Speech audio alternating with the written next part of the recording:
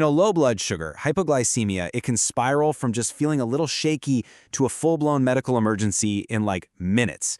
But here's the thing, it is completely manageable if you know what to do. So today, we're going to break down the essential safety guide that could literally save your life, or maybe the life of someone you love. All right, let's get right into it. And listen, the stakes here are incredibly high. I want you to look at this number, 6 to 10%. That's the percentage of deaths in people with type 1 diabetes that are caused directly by hypoglycemia. It's a really sobering statistic, and it just shows why this isn't just good-to-know information, this is absolutely vital. Okay, so first things first, what even is hypoglycemia? The best way to think about it is like your body's low fuel warning light flashing on the dashboard. And trust me, it's a warning you have to listen to, because the very first thing that starts to lose power is your brain. So the American Diabetes Association gives us a really clear clinical definition here. That number, 70 milligrams per deciliter, that's the magic number. Anything below that is the official alert level. It's the point where your body starts sending out signals and you've got to start paying really close attention. Okay, and this right here, this is so important to understand. Think about it like this. Your muscles, they can store glucose like a little backup battery pack. But your brain, nope, it has no storage. It needs a constant, live feed of sugar from your bloodstream to work. So the second that fuel supply drops, your brain is the first thing to start glitching out, and it happens fast.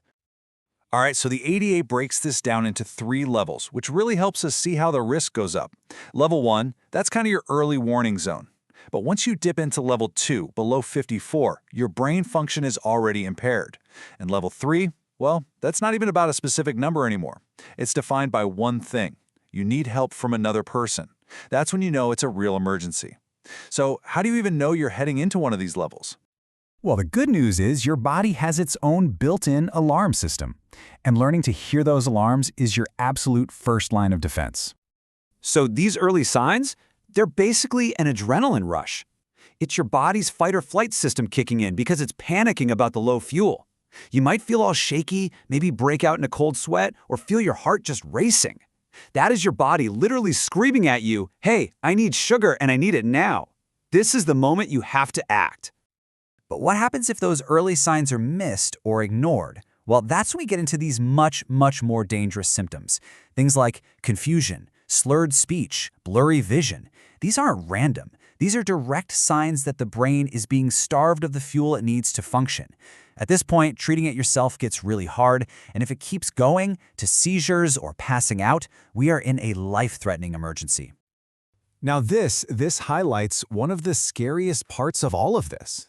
See, sometimes after a person has a lot of low blood sugars, their body just stops sending out those early alarm bells.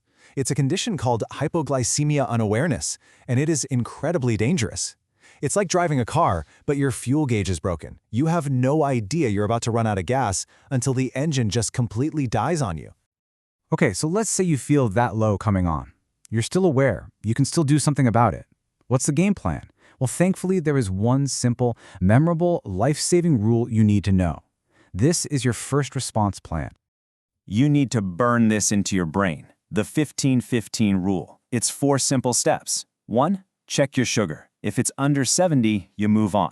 2. Eat 15 grams of fast-acting carbs. Now, number 3 is the toughest part for a lot of people. You have to wait 15 minutes. Don't eat anything else. Just wait. You have to give that sugar time to get into your system. And then 4. Recheck. If you're still low, you just start the cycle over again.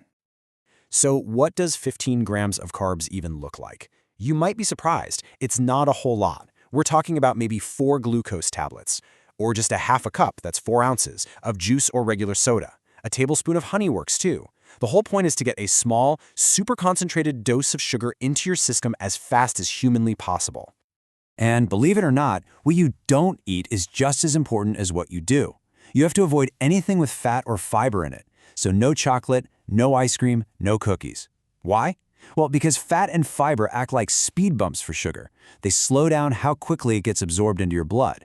And in this situation, it's like putting roadblocks in front of an ambulance. You need speed, nothing else matters. Okay, but what if things go really wrong? What if someone is too confused to treat themselves? Or worse, what if they've passed out? This is where the 15-15 rule goes out the window and we switch to the full-on emergency plan. This is the big dividing line, okay? If the person is awake and can swallow safely, you use the 15-15 rule.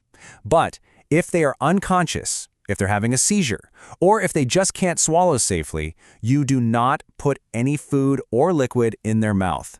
Period. That is a massive choking hazard. This is now a glucagon emergency.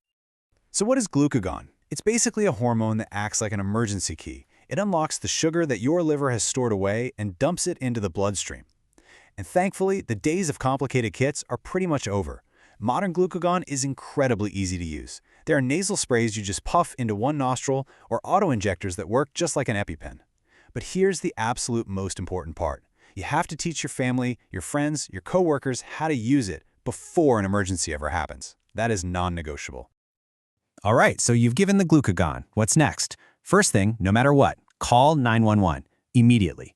A low that's severe enough to need glucagon always needs to be checked out by a medical professional, no exceptions. Next, you want to gently roll the person onto their side. Vomiting is a super common side effect, and this prevents them from choking. You should expect them to start waking up at about 10-15 minutes, and once they're fully awake and able to swallow, that's when you give them some of those fast-acting carbs we talked about. You know, reacting to a low is crucial, but the real goal here is prevention, right? So how can we stop these scary events from happening in the first place?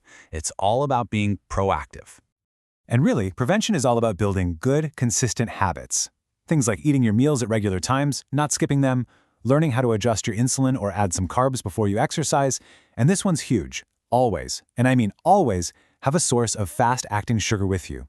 And you know, this is where technology like a continuous glucose monitor, a CGM, can be a total game changer. It can act like your own personal safety net, alerting you that you're heading low, sometimes even before you feel any symptoms.